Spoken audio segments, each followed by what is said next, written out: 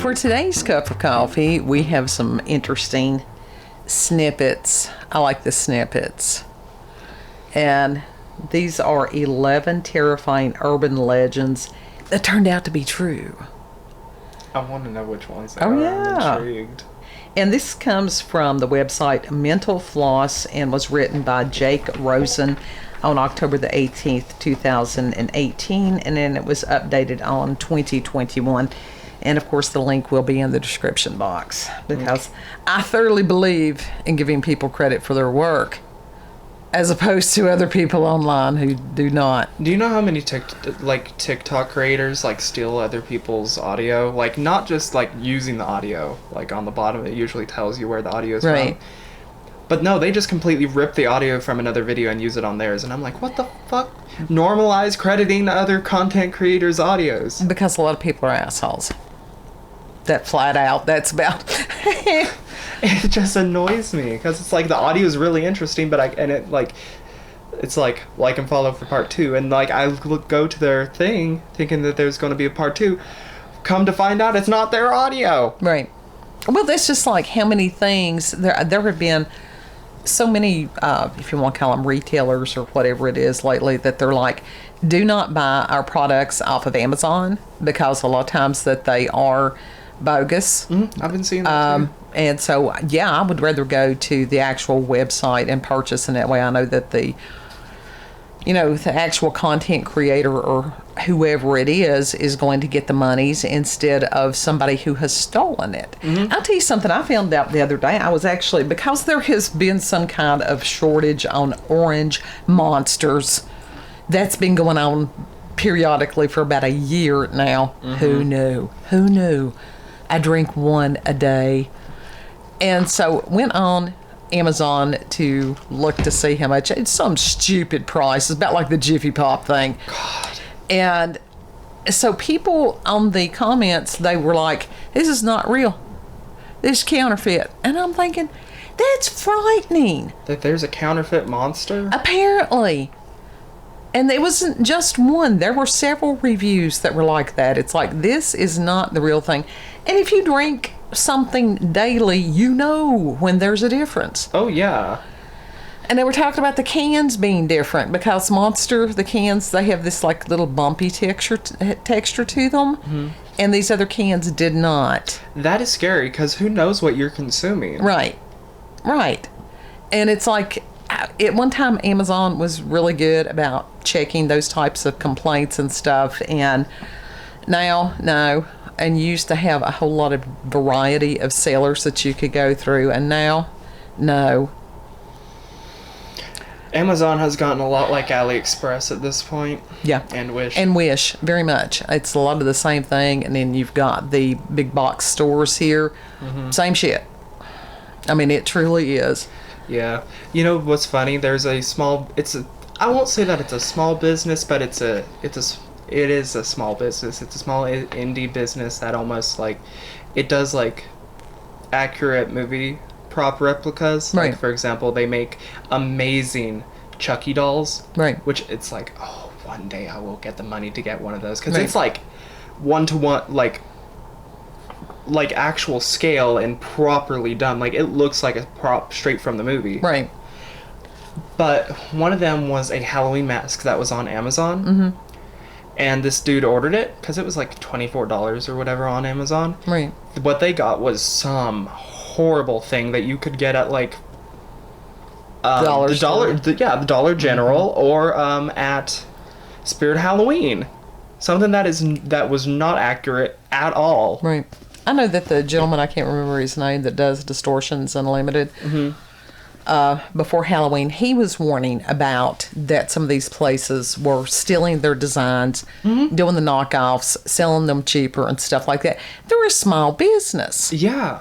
And so, if I had the monies, would I buy some of their stuff? Absolutely, because I totally believe in that company. I totally believe in those people.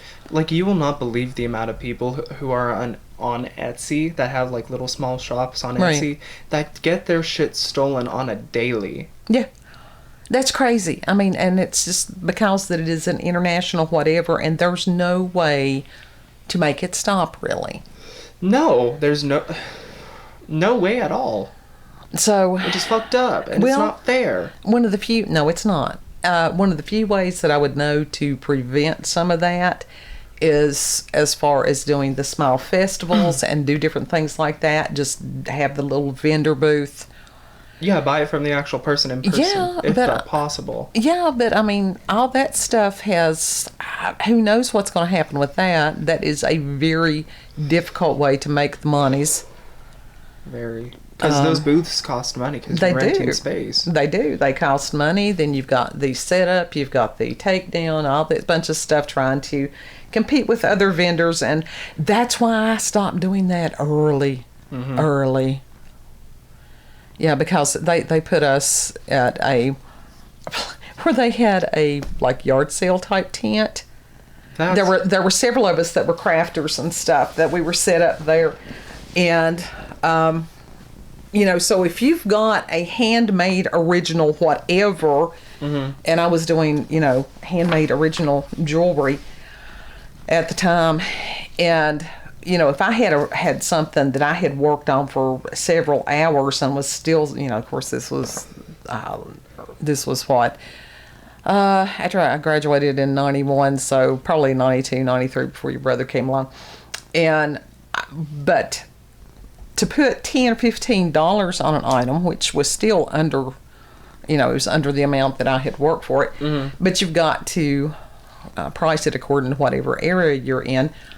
When somebody's selling something, it doesn't matter if it's similar or not, for a nickel in the booth across from us. That they bought from someone else. Right. And it's like all of us that were crafters, it's like, never again. So, yeah, that is one of the many reasons why I'm kind of scared to sell stuff on Etsy, because I don't want anything to be stolen. I understand. And that's where, I don't know, even if you copyright these things, I don't know that would help. If I get a patent, now a patent is different than copyright, but you have to have both. But even then, if you're small enough, that's not going to stop counterfeit overseas.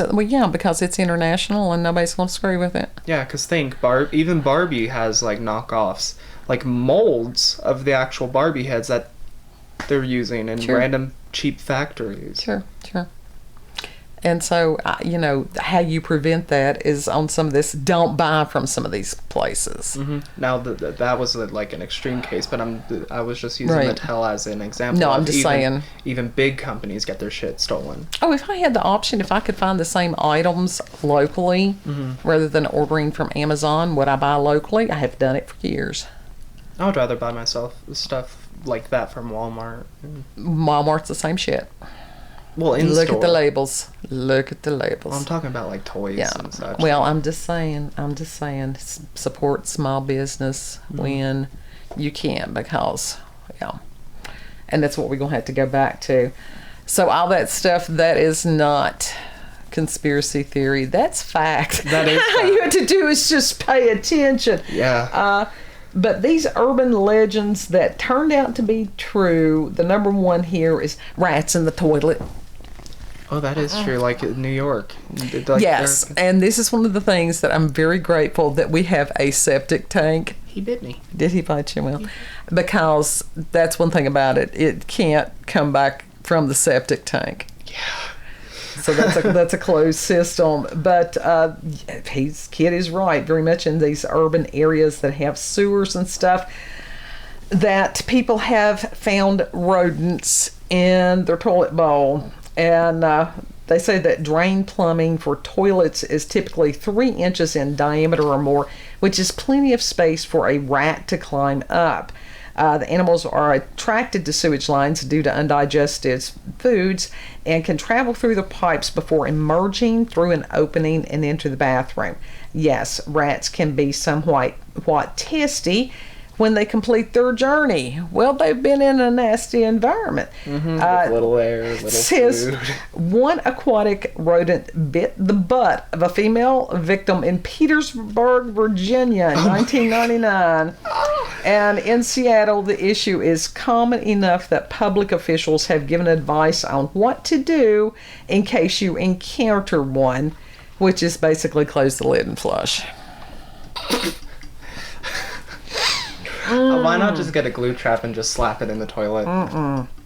That is not how I'd like to wake up on my day. Imagine walking in there like you're half awake and then all of a sudden like you sit on the toilet. Because That would be horrible. no one thinks to look in the toilet first thing in the morning. No, not usually. But we're not in an urban area either. So That's true. the second legend is one called Cropsey. Have you ever heard of that one? Called what? Cropsey. I've never heard of that. And it said kids living in and around Staten Island that they were told the tale of Cropsey, who was supposed to be a boogeyman that lived in the woods and made a nocturnal habit of disemboweling children. Ew. Parents, no doubt, eased their kids' fears by telling them, of course, it didn't exist. And unfortunately, he did. In 1987, Andre Rand was put on trial and convicted for a child abduction. Rand, it turned out, may have been connected to a rash of child disappearances in the 1970s. He had once worked at Willowbrook, which was a defunct mental institution. While he denies involvement in other cases, it's clear that Rand's activities had a heavy influence in the word-of-mouth stories that followed. So, but I think that parents have become not just proactive, but in a lot of ways extremely paranoid. Yes. The world has changed vastly since the 70s. There's so many people that have become helicopter parents since then. Well, and because of things like that, and it's a matter of there are people that no longer feel safe anywhere. And then that's a hell unto itself. I mean, this is like we were talking earlier. There are things you can control and things you cannot control. Right. And the things that you cannot control, we have faith that, God will help us through whatever. Now the people who don't, I don't know what they do. I guess they run around in circles and scream. Yeah. All right, number 3, the leaping lawyer. And I've never heard of that. in Toronto, residents used to hear the tale of a lawyer who had this odd fondness for running full on into his office windows to demonstrate how strong they were. And this practice finally caught up with him. And this was Gary Hoy. He was a senior partner at an area law firm, had an office on the 24th floor. And on July 9th, 1993, Hoy made his signature run and tackle himself against the window to impress some visiting law students. The window broke and sent him plummeting to his death. It says in a eulogy, managing partner Pete Lowers called Hoy one of the best and the brightest at the firm. I don't think I'd be hiring them. No. Darwin Awards. We are going to do Darwin Awards here soon. I love them. Number 4, body under the bed. And over the past several years, having to travel the extreme amount that we did, I don't know that was ever a concern of mine. Was it ever a concern of yours? Somewhat. And I think most of the places, especially there in Oak Ridge, and it's like, Mr. Patel, I love you, I miss you. Yeah, that was a good place. They actually it was like a platform to where you couldn't stuff anything under the bed. Well, unless you lifted up the mattress. I didn't. No. I just left it alone on that. I sometimes ignorance can be bliss. Well, the thing is, health inspectors actually recommend that people do that. I don't. I was just there for a night at a time. Because of bugs and such. I don't know. I've never noticed anything, and I stayed there quite frequently. I'm not saying there, but like some other places. I understand. Anyhow, this has been some kind of weirdness that has gone on for years, as far as people saying that somebody woke up and there was either some kind of stench under their bed or some kind of weirdness, and it actually has happened multiple times over. And it says there was at least a dozen newspaper stories that have detailed hotel rooms that have doubled as body disposal sites. It says, while the smell is usually apparent right away, at least one couple slept on a mattress containing the body in Atlantic City in 1999. There have been other cases in Colorado, Florida, and Virginia. That's got to be Northern Virginia. It has to be. And it says, in 2010, guests at a budget lodge in Memphis were horrified to discover that they had been sleeping above the body of Sonny Millbrook, a missing person. Huh? Said that fabric softener had been stuffed in the ceiling tiles to try and mask the smell. At least 3 other occupants had also rented the room since Millbrook's disappearance. A court eventually convicted Millbrook's boyfriend, Lakeith Moody, of the crime. Wow. So, it's like ceiling tiles. It makes me wonder exactly how far that was weird. I don't. There was this girl that I watched on YouTube when she was still on. I don't know. She hasn't been back since because of like health issues or whatever. Right. But she was doing a ghost investigation at some hotel. And she found blood on the ceiling. Like ceiling, what are those things that hold the panels in? Silatex. It's not the actual Silatex. It's what held the Silatex. Oh, I don't there. know. The tracks or something like that. That's what they're called. It was on there. Why was she up there examining the ceiling? They just simply looked up and noticed it, and she was like, "Is that blood?"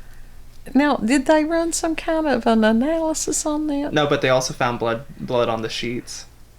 Well, no, that's not that uncommon. I mean, it's just nasty. They're like, did one of you like bleed on the sheets last night when we were sleeping or something?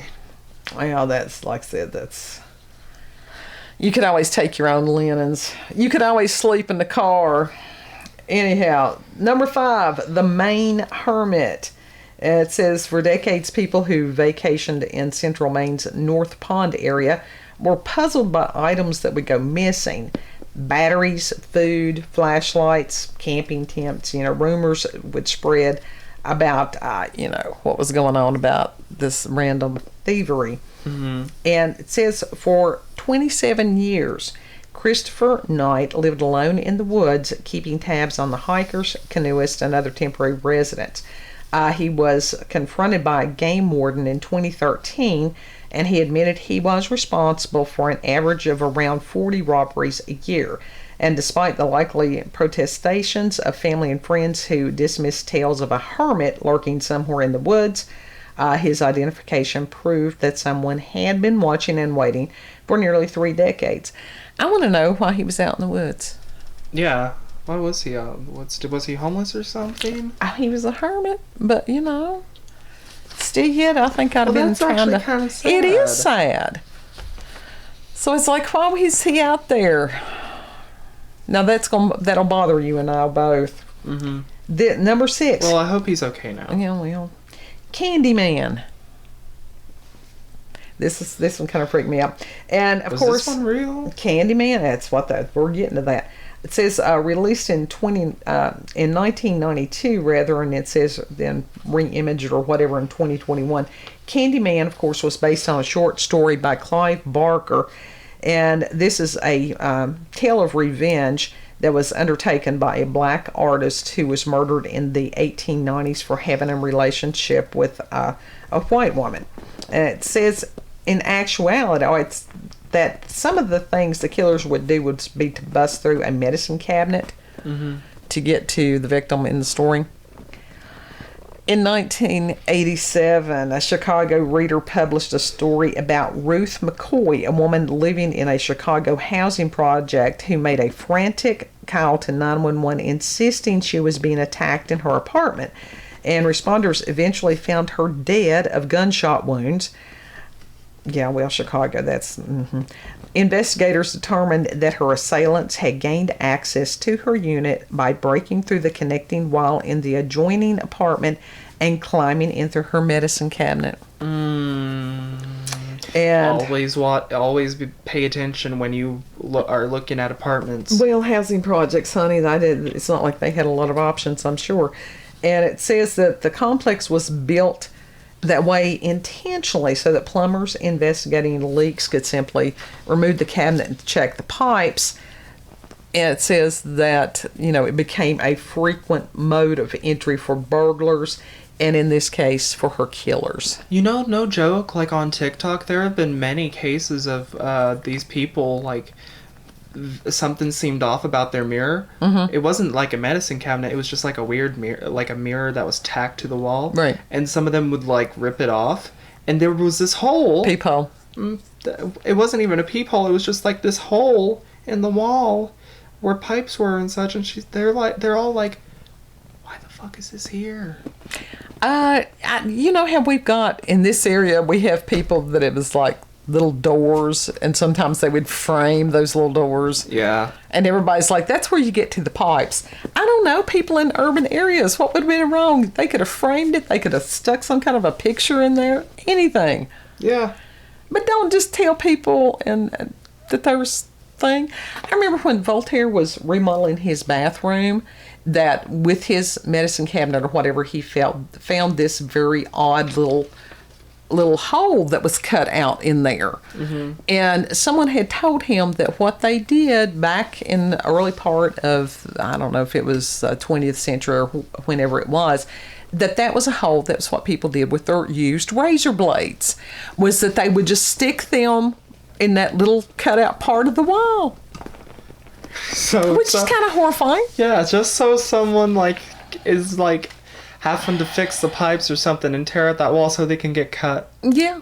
I mean, think about it. You've got a whole wall full of, tetanus waiting on you. What were people thinking? I don't know. I don't think that they were.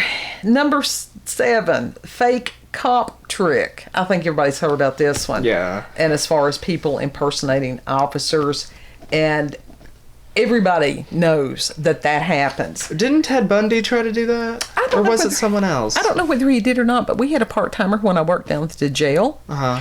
He did that. Oh! Yes. Why? He had gone up, and the jail uniforms were different than what the road officers wore. Uh-huh. And supposedly he had flashing lights or whatever. I do not believe in undercover cars at all, period. I think they're dangerous because of things like this. Mm-hmm. But yes, they had arrested him. I don't know exactly what happened to him, but our lieutenant came in. It's like, so-and-so will not be back, and this is why. And it's like, he was an idiot. Yep. So you have to, that's the reason they need to do severe psychological evaluations on these people. Yes. And that was just like, as far as it was for road officers, they did have a psychological that they had to do on them. I found websites where they told them how to respond. So that's sort of... The fuck? Yeah. This one I thought you would like. It's The Legend of Bunny Man. I have heard of that one, and that one honestly was kind of... Well, I thought that was interesting because we've got one of our little kitties. We call him Bunny Man. Mm-hmm. I didn't know that there was such a thing. We call him Bunny Man because he's so soft. You're exactly right. And this was from the 1970s, and that was up in Northern Virginia. Yeah. And can you get the frog there? She's crawling all over the place. And this was supposed to be an escaped mental patient. Mm-hmm. Yes, we have a cat named the Frog. Well, we call her the Frog because she's a little...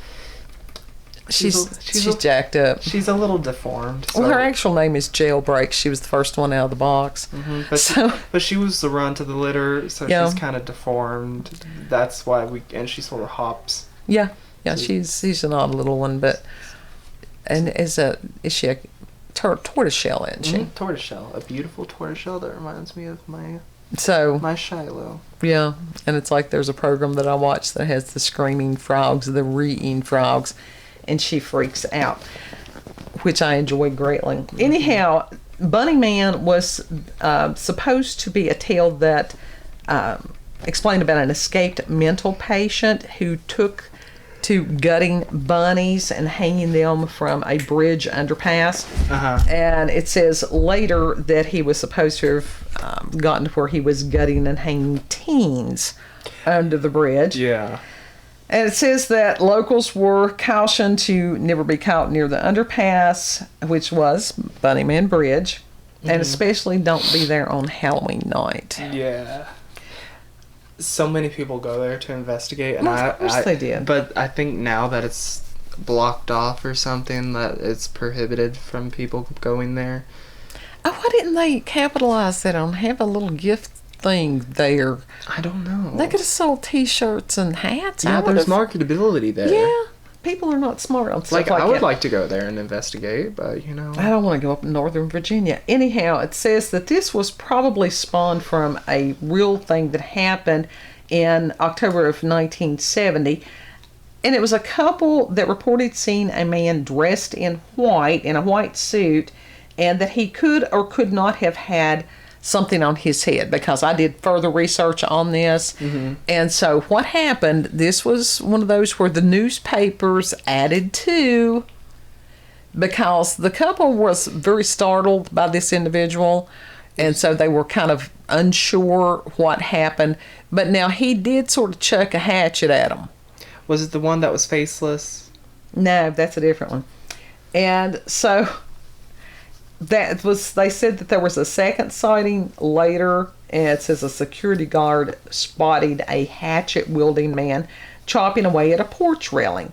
Well, that could have been anybody. That doesn't mean it was the same individual. Hatchets are not uncommon. Yeah, we have a hatchet in the building, I think. Oh, yeah. I mean, anybody that's ever had to break firewood, how else are you supposed to do that? Right. It says that police tried unsuccessfully to locate the man, and nobody got disemboweled. No, because it was just some innocent dude having to break down railing. Well, that one may have been, but no, there actually was somebody that had escaped from the mental hospital. No, yeah, during I know that time. that. So, anyhow, who knows? We used to have the state mental hospital near here, and so it was not uncommon for them to say, "Hey, we've had somebody that has escaped. Be sure to lock your doors and your windows to make sure." But I never heard of anybody hurting anyone. Mm-hmm. Is that place still? No, that was deinstitutionalization. It's short stay. There are no long-term care facilities, and we need them back horribly.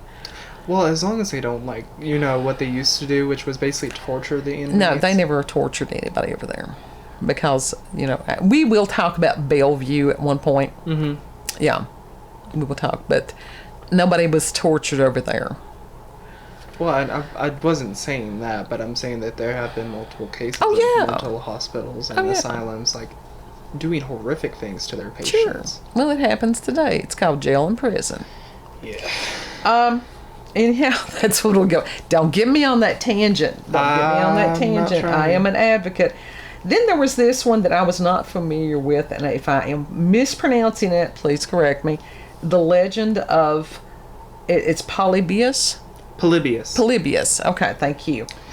And it says, love that legend.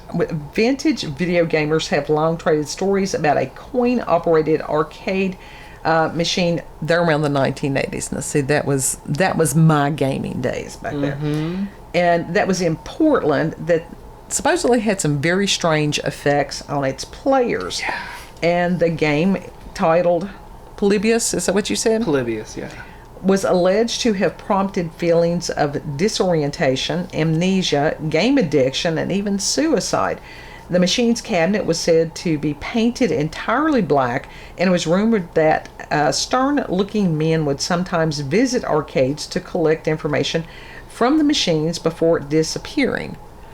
And so there is the question, was this some kind of MK Ultra spin-off thing, or what? Right, I mean, it wouldn't have been hard to put some kind of substance like LSD or something like that on the game controllers and just wait to see what happened, because a lot of that stuff, can be absorbed through the palms of your hands. Yeah. So maybe it was some sort of social experiment or something. I have no doubt. There have been many people, though, that have tried to discredit that legend, though. So how'd they find out that it was true? Because for the longest time, it was just that. It was an urban legend. Did you read that part, or? This is why this is why I give sources. You would have to get in touch with Jake Rossen and ask him his sources. all I've got is it says that it turned out to be true. Now, what we can do is go down a further rabbit hole on something like that. Because I'd be interested, but apparently Polybius also like made a cameo or something in The Simpsons. Yeah. That was what I heard, but I don't quote me on that because it's been a while since I've like. Well, I've got several rabbit holes that I'm wanting to go down in the next couple of days. Yeah. And I tried to go down one, and it was just more extensive than I wanted to do tonight. Number 10, Charlie No Face. That was the guy. This is it, and it says that misshapen man that would walk at night, and he was through Pennsylvania. Charlie No Face. He was also called the Green Man. He was actually a man named Ray Robinson, and he was very real. And it said he was born in 1910 and was very disfigured as the result of an electrical accident at the age of 8. Yep. And that he had touched active wires which maimed him.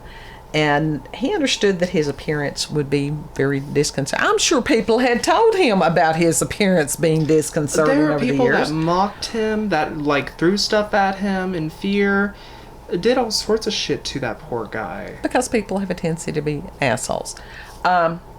Anyhow, so he took to walking after dark, trying to, well, protect himself and others, I guess. And it says that he often walked along a path that was Route 351 in Beaver County, Pennsylvania. And it says that while his intentions were honorable, encountering him in the dead of night, could very much have led to spreading stories about a boogeyman haunting the town. And the gentleman died in 1985. See, he wasn't. I've seen the photos of him. Yeah, sure, it was a little bit like disturbing at first, but when you know, like, it's just pitiful. And this is where, and very, very sad. As far as the freak shows, gave places to these people, that you had other people that had challenges, that it was a family type atmosphere, and that people, even as far as locally, if they knew that this was there, I think a lot of times these folks would go and live in Florida and stuff during off season, and so there was nobody there to look at them strangely because they were all strange and it was accepted. Right. So, and when you had these nice Karens, it's like, oh, we've got to stop this.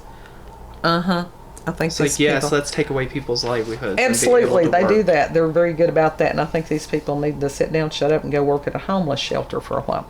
And then the last one, number 11, the all too real corpse decoration. I love this one. I truly, I've been aware of this for many years. And this was outlaw Elmer McCurdy. And that he was, I think he was hanged in 1911, it says. Or at least that he may have been dead before that. But his embalmed corpse became a grim sideshow attraction throughout Texas, and people were eager to see the famed criminal on display in funeral parlors and carnivals. They used to do that, and everybody's seen westerns where they shot the outlaw and they had him in the toe pincher coffin, and people would have their pictures taken standing beside him, and that was a thing back then. And so it says it's hard to document all of his travels, but he eventually wound up in Long Beach, California, where someone apparently mistook him for a prop. And so McCurdy was hung in a fun house at the New Pike Amusement Park. And his humanity was discovered only after a crew on the $6 Million Man, who was filming there in 1976. I love that show. Tried to adjust him and dislodged a very real arm. And it says the following year, his corpse was put to rest. That was an oh shit moment. One. Yeah. But yeah, he was painted orange too. He was painted this weird neon orange. Well, you know, Yeah, it was fucked up. It was funny. it's funny, but it's not. And then as far as like Poltergeist, where they used Real skeletons. I think that didn't they put make some kind of law after that you couldn't use actual corpses in some of the movies and stuff. Yes, and in Disneyland, the Pirates of the Caribbean ride, they used real skeletons in there too. Well, if they were donated for science, what's wrong with that?